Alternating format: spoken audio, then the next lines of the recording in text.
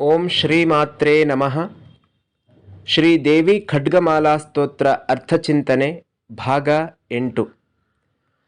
ಹ್ರೀಂಕಾರಾಸನಗರ್ಭಿತಾನಲಶಿಖಾಂ ಸೌಕ್ಲೀಂ ಕಳಾಂ ಬಿಭ್ರತೀಂ ಸೌವರ್ಣಾಂಬರಧಾರಿಣೀಂ ವರಸುಧಾಧೌತಾಂ ತ್ರಿನೇತ್ರೋಜ್ವಲಾಂ ವಂದೇ ಪುಸ್ತಕಪಾಶಮಂಕುಶಧರಾಂ ಸ್ರಗ್ಭೂಷಿತಾಂ ಉಜ್ವಲಾಂ ತ್ವಾಂ ಗೌರೀಂ ತ್ರಿಪುರಾಂ ಪರಾತ್ಪರಕಳಾಂ ಶ್ರೀಚಕ್ರಸಂಚಾರಿಣೀಂ ಆರಕ್ತಾಭಾಂ ತ್ರಿನೇತ್ರಾಮರುಣಿಮವಸನಾಂ ರತ್ನತಾಟಂಕರಮ್ಯಾಂ ಹಸ್ತಾಂಭೋಜೈಃ ಸಪಾಶಾಂಕುಶಮದನಧನುಸ್ಸಾಯಕೈರ್ವಿಸ್ಫುರಂತೀಂ ಆಪೀನೋತ್ತುಂಗವಕ್ಷೋರುಹಕಲಶಲುಠತ್ತಾರಹಾರೋಜ್ವಲಾಂಗೀಂ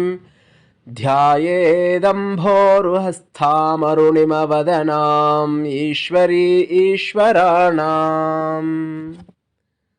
ಆತ್ಮೀಯರೇ, ದೇವಿ ಖಡ್ಗಮಾಲಾ ಸ್ತೋತ್ರದಲ್ಲಿ ಇಲ್ಲಿಯವರೆಗೆ ತಿಥಿ ನಿತ್ಯ ದೇವತೆಯರ ವಿಚಾರವನ್ನು ತಿಳಿತಾ ಬಂದ್ವಿ.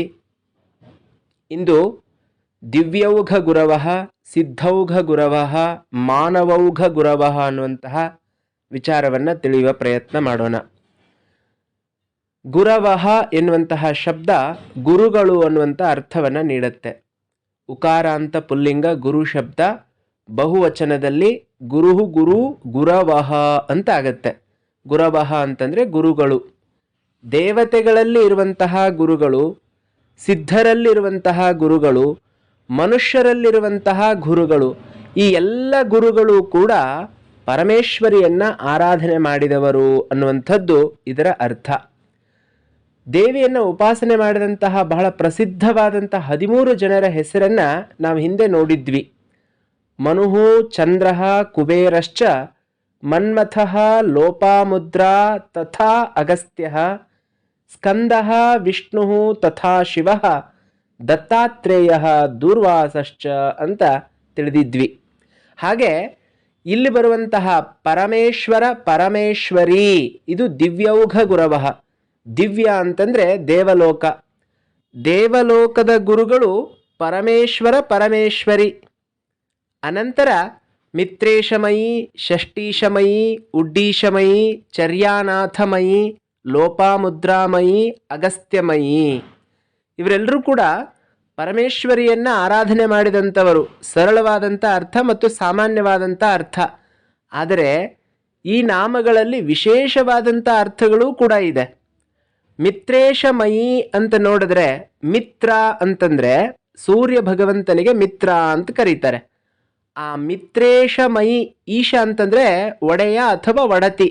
ಮಿತ್ರೇಶಮಯಿ ಅಂತಂದರೆ ಸೂರ್ಯನ ಒಡತಿಯಾಗಿರುವವಳು, ಅರ್ಥಾತ್ ಸೂರ್ಯನನ್ನೂ ಕೂಡ ತನ್ನ ಅಧೀನದಲ್ಲಿ ಇಟ್ಟುಕೊಂಡವಳು, ತಾನೇ ಸೂರ್ಯ ರೂಪದಿಂದ ಜಗತ್ತಿಗೆ ಬೆಳಕನ್ನು ನೀಡುವವಳು ಅನ್ನುವಂಥ ಅರ್ಥವನ್ನು ಮಿತ್ರೇಶಮಯಿ ಎನ್ನುವಂಥ ನಾಮ ಕೊಡುತ್ತೆ. ಮುಂದಿನ ನಾಮ ಷಷ್ಟೀಶಮಯಿ. ಷಷ್ಠಿ ಅಂತಂದರೆ 60 ಸಂವತ್ಸರಗಳ ರೂಪದಲ್ಲಿ ಇರುವವಳು ಷಷ್ಟೀಶಮಯಿ. ಉಡ್ಡೀಶಮಯಿ. ಉಡ್ಡೀಶಮಯಿ ಅಂತಂದರೆ ಜ್ಞಾನಕ್ಕಾಗಿ ನಮ್ಮನ್ನು ಪ್ರಚೋದಿಸುವವಳು ಅಂತ ಅರ್ಥ. ಉತ್ ಅಂತಂದರೆ ಎಬ್ಬಿಸುವುದು ಅಂತ. ಉಡ್ಡೀಶಮಯಿ ಜಾಗೃತರನ್ನಾಗಿ ಮಾಡುವಂತಹ ಸ್ವರೂಪದಲ್ಲಿ ಇರುವವಳು. ಚರ್ಯಾನಾಥಮಯಿ. ಚರ್ಯ ಅಂತಂದರೆ ಆಚರಣೆ. ನಮ್ಮ ಆಚರಣೆಗಳು ಏನು ಅನ್ನುವಂಥದ್ದನ್ನು ನಮಗೆ ಎಚ್ಚರಿಸುವಂಥವಳು ಚರ್ಯಾನಾಥಮಯಿ. ಉದಾಹರಣೆಗೆ ಬ್ರಹ್ಮಚರ್ಯ ಅಂತ ಹೇಳ್ತೀವಿ. ನಾವು ಮಾಡಬೇಕಾದಂತಹ ಕಾರ್ಯ, ಚಟುವಟಿಕೆ ಅವುಗಳನ್ನು ನಮಗೆ ತಿಳಿಸಿಕೊಡುವಂಥವಳು. ಲೋಪಾಮುದ್ರಾಮಯಿ. ಅಗಸ್ತ್ಯರ ಪತ್ನಿಯಾದಂತಹ ಲೋಪಾಮುದ್ರಾದೇವಿ. ದೇವಿಯನ್ನು ಉಪಾಸನೆ ಮಾಡಿದಂತಹ 13 ಜನರಲ್ಲಿ ಅಗಸ್ತ್ಯ ಮತ್ತು ಲೋಪಾಮುದ್ರಾದೇವಿಯರು ವಿಶೇಷ. ಇವರು ದೇವಲೋಕದ ಗುರುಗಳು ಅಂತ ಕೂಡ ಕರೆಸ್ಕೊಂಡಿದ್ದಾರೆ. ಇಷ್ಟು ಮಾತ್ರ ಅರ್ಥ ಅಲ್ಲ, ಲೋಪಾಮುದ್ರಾಮಯಿ ಎನ್ನುವಂತಹ ಈ ನಾಮವನ್ನು ಬಿಡಿಸಿಕೊಂಡಾಗ ಮುದ್ರಾ ಎನ್ನುವಂತಹ ಒಂದು ಶಬ್ದ ಇದೆ. ಮುದಂ ರಾತಿ ಇತಿ ಮುದ್ರಾ ಅಂತ ಮುದ್ರಾ ಎನ್ನುವಂತಹ ಶಬ್ದಕ್ಕೆ ಅರ್ಥ. ಯಾವುದು ನಮಗೆ ಆನಂದವನ್ನು ಉಂಟು ಮಾಡುತ್ತೋ ಅದು ಮುದ್ರಾ ಅಂತ ಕರೆಸ್ಕೊಳ್ಳುತ್ತೆ. ಲೋಪಾಮುದ್ರಾಮಯಿ ಎನ್ನುವಂತಹ ನಾಮವನ್ನು ತಗೊಂಡಾಗ ಲೋಪವಿಲ್ಲದೆ ಇರುವಂತಹ ಮುದ್ರೆಯನ್ನ ಅರ್ಥಾತ್ ಆನಂದವನ್ನ ತಂದುಕೊಡುವಂಥವಳು ಲೋಪಾಮುದ್ರಾಮಯಿ. ಅಗಸ್ತ್ಯಮಯಿ. ಅಗ ಅಂತಂದ್ರೆ ಪರ್ವತ, ಸ್ತ್ಯ ಅಂತಂದ್ರೆ ಅದನ್ನ ನಿಲ್ಲಿಸಿದವನು ಅಂತ ಅರ್ಥ. ಅಗಸ್ತ್ಯ ಅಂತಂದ್ರೆ ಪರ್ವತದ ಬೆಳವಣಿಗೆಯನ್ನು ನಿಲ್ಲಿಸಿದವನು. ಅಗಸ್ತ್ಯ ಮಹರ್ಷಿಗಳ ಕಥೆಯಲ್ಲಿ ನಾವು ಒಂದು ವಿಚಾರವನ್ನು ನೋಡ್ತೀವಿ. ಪರ್ವತ ಬಹಳ ಎತ್ತರದಲ್ಲಿ ಬೆಳೀತಾ ಇತ್ತು. ಸೂರ್ಯ ಭಗವಂತನ ಹತ್ತಿರ ಪರ್ವತ ಬೆಳೆಯುವಂತಹ ಸಂದರ್ಭದಲ್ಲಿ ಬೆಳಕು ಭೂಮಿಗೆ ಬರುವುದು ನಿಂತು ಹೋಗಿತ್ತು. ಅಂತಹ ಸಂದರ್ಭದಲ್ಲಿ ಅಗಸ್ತ್ಯ ಮಹರ್ಷಿಗಳು ಆ ಪರ್ವತದ ಬಳಿಯಲ್ಲಿ ದಾಟಿ ಹೋಗುವಾಗ ಪರ್ವತದ ಅಧಿದೇವತೆ ಅಗಸ್ತ್ಯ ಮಹರ್ಷಿಗಳಿಗೆ ನಮಸ್ಕಾರ ಮಾಡಲಿಕ್ಕಾಗಿ ತನ್ನ ಬೆನ್ನನ್ನು ಬೆಂಡ್ ಮಾಡ್ತಾನೆ. ಆಗ ಅಗಸ್ತ್ಯ ಮಹರ್ಷಿಗಳು ಆಶೀರ್ವಾದ ಮಾಡ್ತಾ ಹೇಳ್ತಾರೆ, ನಾನು ಮತ್ತೆ ಈ ರಸ್ತೆಯಲ್ಲಿ ಬರುವವರೆಗೂ ನೀನು ತಲೆ ಎತ್ತಬೇಡ, ನೀನು ಇಷ್ಟೇ ಇರು ಅಂತ. ಅವತ್ತಿನಿಂದ ಪರ್ವತದ ಬೆಳವಣಿಗೆ ನಿಂತು ಹೋಯಿತು ಅಂತ ಪುರಾಣದ ಕಥೆ ಹೇಳುತ್ತೆ. ಇದರ ಒಳಾರ್ಥ ಇಷ್ಟೇ, ನಮ್ಮ ಅಹಂಕಾರವನ್ನು ಗುರುಗಳು ನಾಶಗೊಳಿಸ್ತಾರೆ ಅಂತ. ಅಗಸ್ತ್ಯಮಯಿ, ಗುರುವಿನ ರೂಪದಲ್ಲಿ ಜಗನ್ಮಾತೆ ಇರುವಂಥವಳು ಅನ್ನುವಂಥದ್ದನ್ನು ನಾವು ದಿವ್ಯೌಘ ಗುರವಃ ಅನ್ನೋದರಲ್ಲಿ ನೋಡಿದ್ವಿ. ಮುಂದೆ ಸಿದ್ಧೌಘ ಗುರವಃ ಕಾಲತಾಪನಮಯಿ. ತಾಪ ಅಂತಂದರೆ ಸೂರ್ಯ, ಕಾಲ ಅಂತಂದರೆ ಸಮಯ. ಕಾಲತಾಪನಮಯಿ ಅಂತಂದರೆ 24 ಗಂಟೆಗಳ ರೂಪದಲ್ಲಿ ಪ್ರತಿನಿತ್ಯ ನಾವು ಜೀವನವನ್ನು ಸಾಗಿಸ್ತಾ ಇದ್ದೀವಲ್ಲ, ಈ ಕಾಲ ಸ್ವರೂಪಳು ಜಗನ್ಮಾತೆ ಆಗಿದ್ದಾಳೆ. ಧರ್ಮಾಚಾರ್ಯಮಯಿ. ಆಚಾರ್ಯ ಅಂತಂದರೆ ಗುರು, ಧರ್ಮಾಚಾರ್ಯ ಅಂತಂದರೆ ಧರ್ಮವನ್ನು ತಿಳಿಸುವಂತಹ ಗುರುವಾಗಿದ್ದಾಳೆ. ಮುಕ್ತಕೇಶೀಶ್ವರಮಯಿ. ಕೇಶ ಅಂತಂದರೆ ಕೂದಲು, ಮುಕ್ತಕೇಶ ಅಂತಂದರೆ ಕೂದಲನ್ನು ಹರಡಿಕೊಂಡಿರುವಂಥವಳು ಅಂತ ಅರ್ಥ ಆಗತ್ತೆ.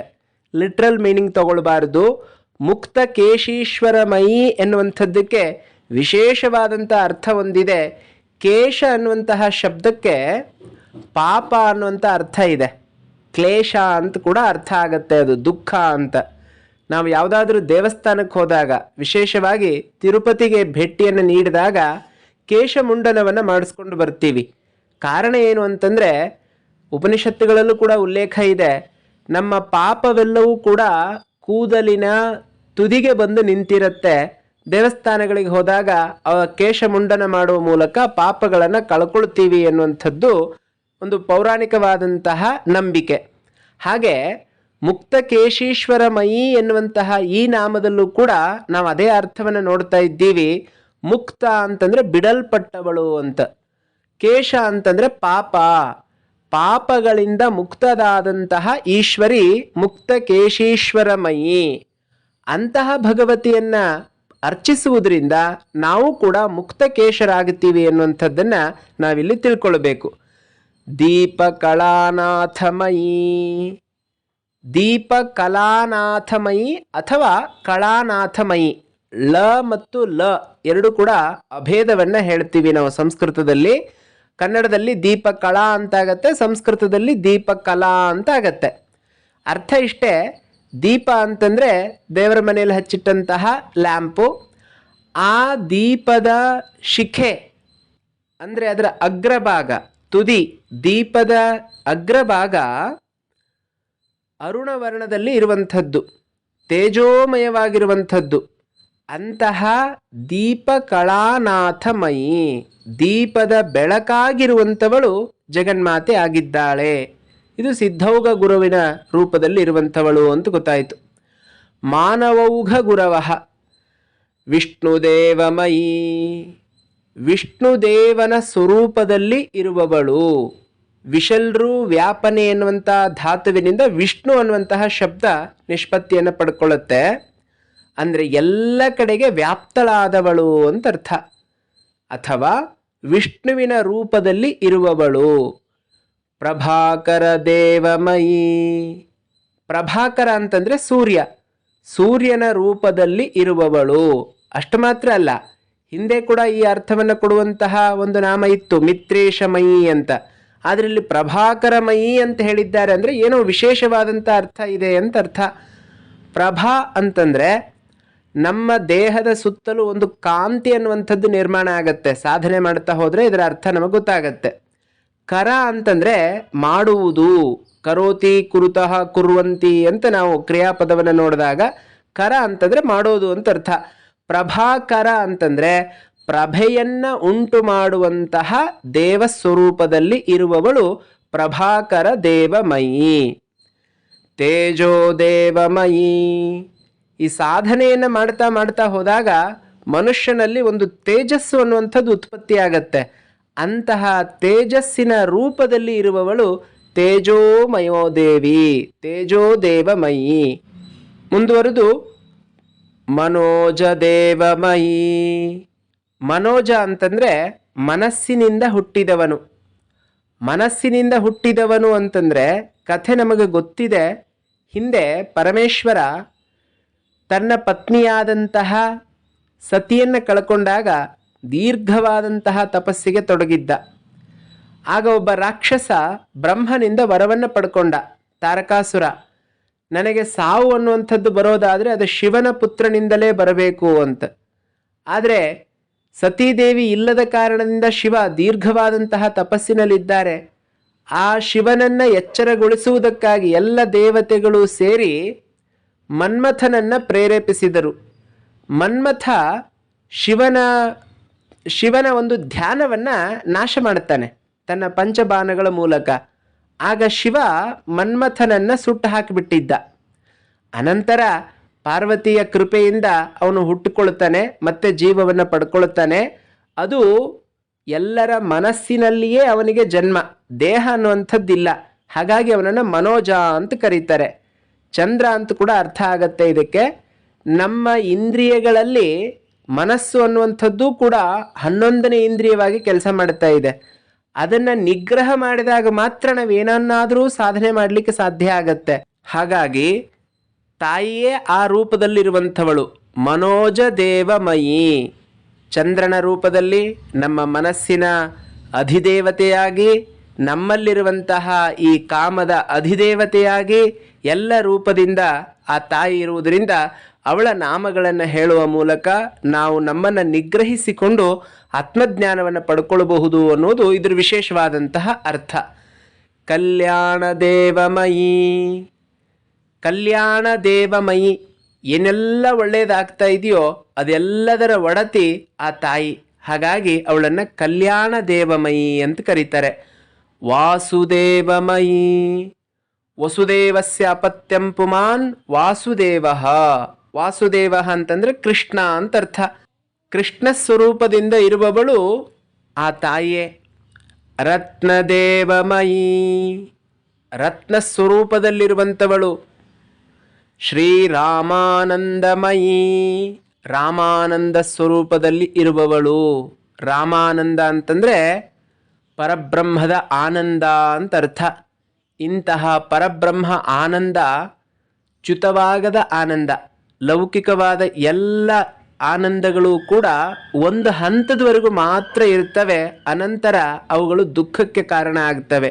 ಆದರೆ ಬ್ರಹ್ಮಾನಂದ ಅನ್ನುವಂಥದ್ದು ಅತ್ಯಂತ ಶ್ರೇಷ್ಠವಾದದ್ದು. ಅದು ಪರಮಾನಂದವನ್ನು ಉಂಟು ಮಾಡುವಂಥದ್ದು. ಈ ತಾಯಿಯ ನಾಮಗಳನ್ನು ಹೇಳ್ತಾ ಹೇಳ್ತಾ ನಾವು ಆ ಪರಮಾನಂದವನ್ನು ಪಡೀಬಹುದು ಅನ್ನುವಂಥದ್ದನ್ನು ಈ ನಾಮ ನಮಗೆ ಹೇಳಿಕೊಡ್ತಾ ಇದೆ. ನಾಳೆಯಿಂದ ಒಂದೊಂದು ಆವರಣದ ದೇವತೆಗಳ ವಿಶೇಷತೆಯನ್ನು ತಿಳಿಯುವಂತಹ ಪ್ರಯತ್ನ ಮಾಡೋಣ. ಧನ್ಯವಾದಗಳು.